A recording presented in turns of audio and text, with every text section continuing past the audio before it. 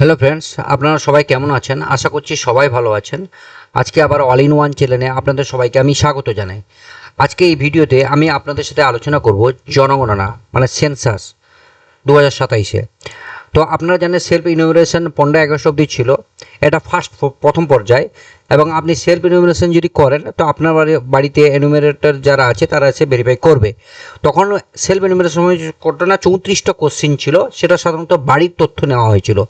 কিন্তু দ্বিতীয় পর্যায়ে আপনার 40টা কোশ্চিন আছে, সেখান থেকে আপনার জাতি বা ধর্ম এবং আপনি কোভিড নিয়েছেন কি, কোভিড ভ্যাকসিন নিয়েছেন কি নেননি, আপনার Aadhaar card, voter card, driving licence যদি কিছু থাকে বা পাসপোর্ট, জন্ম সার্টিফিকেট, সম্পূর্ণ ডিটেল 40টা কোশ্চিন আপনাকে উত্তর দিতে হবে। সেটা চালু হবে 2027 ফেব্রুয়ারি মাস থেকে। অলরেডি তার গেজেটেড নোটিফিকেশন বেরিয়ে গেছে 14 আগস্টে।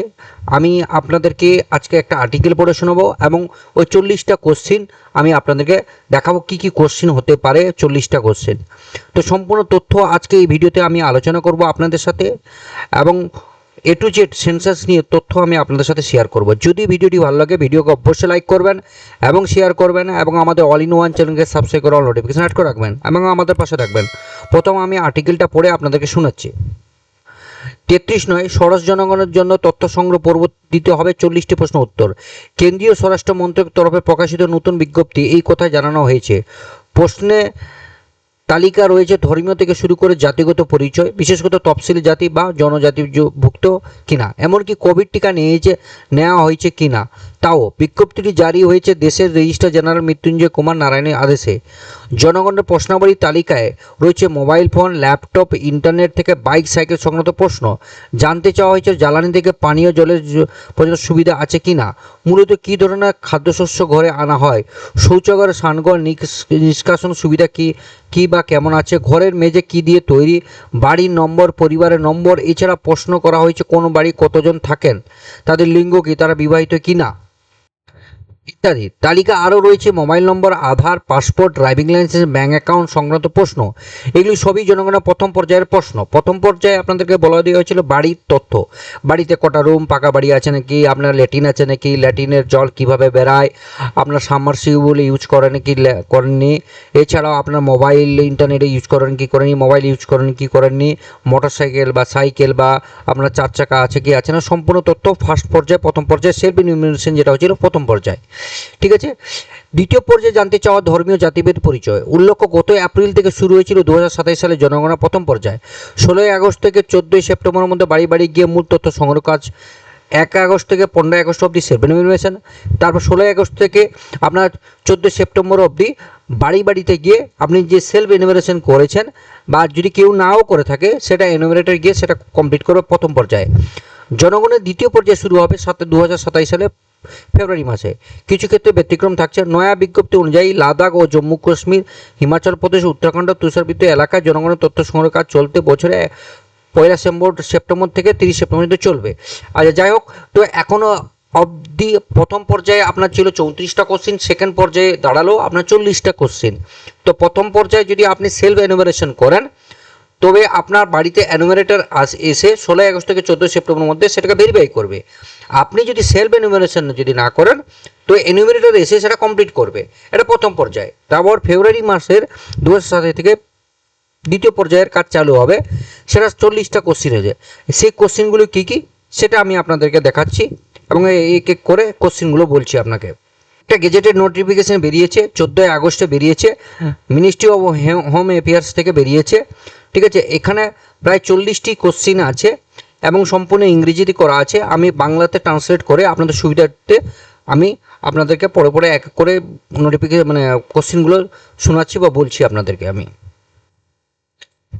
প্রথম হচ্ছে ব্যক্তির নাম আর মাথার সাথে সম্পর্ক মানে হেডের সাথে সম্পর্ক, এবং সেক্স মানে হচ্ছে আপনি মেল না ফিমেল, এবং আপনার জন্মের তারিখ ও বয়স, বর্তমানে বিবাহিক অবস্থা, আপনি বিয়ে করেছেন তার বর্তমান অবস্থা, আপনি যখন বিয়ে করেন তখন আপনার বয়স কত, আপনার স্ত্রীর নাম, আপনি কোন জাতীয়তা ঘোষিত, ধর্ম কি আপনার, আপনি তফসিল জাতি না তফসিল উপজাতি, না পিতার বিবরণ, মায়ের বিবরণ, আপনি ডিসেবিলিটি মানে অক্ষমতা আছে নাকি, আচ্ছা মাতৃভাষা, আপনার কি মাতৃভাষা বা পরিচিত অন্যান্য কোনো ভাষা থাকলে সেটা, এবং সাক্ষরতা কত আছে এবং ডিজিটাল সাক্ষরতার অবস্থা কী আছে আপনার, শিক্ষা প্রতিষ্ঠানে উপস্থিতির অবস্থা, অর্জিত সর্বোচ্চ শিক্ষা স্তর, ও বিভাগ বা শাখা, গত বছর যে কোনো সময় কাজ করেছেন কি না, অর্থনীতি বা কার্যালয় শ্রেণী বিভাগ, পেশা আপনি কি কাজ করেন, শিল্প বাণিজ্য সেবার প্রকৃতি আপনি যদি কোনো শিল্প করেন বা বাণিজ্য করেন সেটা, শ্রমিক যদি হন আপনার শ্রমিকের শ্রেণী কি, আপনার অর্থনৈতিক কার্যকলাপ আমরা প্রান্তিক অর্ধ প্রান্তিক ও শ্রমিকদের জন্য এটা বিশেষ অর্থনৈতিক কার্যকলাপ কি। এটা 23টা কোশ্চিন আছে প্রথম পেজে। এই 23টা কোশ্চিন আমি আপনাদের সাথে বললাম। সেখানে আপনার নাম, আপনার হেডের সাথে সম্পর্ক, আপনি মেল না ফিমেল, আপনার জন্ম তারিখ, আপনার বর্তমান বৈবাহিক অবস্থা, আপনার বিবাহিত মেয়ের অবস্থা কি, বিয়ে যখন হয় তখন আপনার বয়স কত হয়েছিল বা পূর্ণ বছরের, স্ত্রীর নাম কি, আপনি ঘোষিত জাতীয়তা কি, আপনার ধর্ম কি, আপনি তফসিল জাতি না তফসিল উপজাতি, না আপনার পিতার বিবরণ, মায়ের বিবরণ, আপনি ডিসেবিলিটি নাকি, আপনি মাতৃভাষা কি, এবং মাতৃভাষা ছাড়া অন্য কোনো পরিচিত ভাষা থাকলে সেটা লিখতে বলতে পারে, এখন আপনার পড়াশোনা কত এবং ডিজিটাল পড়াশোনা আমরা সাক্ষরতা কী আছে, শিক্ষা প্রতিষ্ঠানের উপস্থিত অবস্থা কী আছে, এইসব মোট প্রথম পেজে আপনার 23টা কোশ্চিন আপনাকে এখানে উত্তর দিতে হবে এবং সেকেন্ড পেজে আপনাকে বাকি কোশ্চিনগুলো আমি আপনার সাথে শেয়ার করছি। এখানে আবার 24 নম্বর থেকে চালু হয়েছে কাজের সন্ধানে থাকা বা কাজের জন্য উপলব্ধি থাকা প্রান্তিক অর্ধপ্রান্তিক ও কর্মীদের জন্য। ঠিক আছে, কর্মস্থলে যাতায়াত, আপনার জন্মস্থান, সর্বশেষ বসবাসের স্থান কোথায়, অভিবাসনের কারণ কি, শেষ অভিবাসনের পর থেকে ওই গ্রাম শহরে বসবাসের সময়কাল, আচ্ছা মানে প্রথম কোথায় থাকতেন, তারপরে এখন কত কত বছর ওখানে ছিলেন, এইগুলো। স্থায়ী আবাসিক যদি ঠিকানা থাকে সেটা, বর্তমান জীবিত সন্তানের সংখ্যা, এটা কাদের জন্য না যারা বিবাহিত হয়েছে বা বিধবা আছে বা তালাক মানে ডিভোর্স হয়েছে বা পৃথক বসবাসকারী মহিলাদের জন্য এটা। এবং এই পর্যন্ত জন্মগ্রহণকারী জীবিত সন্তানের সংখ্যা কত, বর্তমান জীবিত সন্তানের সংখ্যা, এই পর্যন্ত জন্মগ্রহণকারী জীবিত সন্তানের সংখ্যা, এখানেও বর্তমানে বিবাহিত বা বিধবা বা তালাকপ্রাপ্ত বা বৃদ্ধ বসবাসকারী মহিলাদের জন্য। বিগত এক বছর জন্মগ্রহণী জীবিত সন্তানের বিগত এক বছরের জন্মগ্রহণকারী জীবিত সন্তানের সংখ্যা শুধুমাত্র বিবাহিত মহিলাদের জন্য।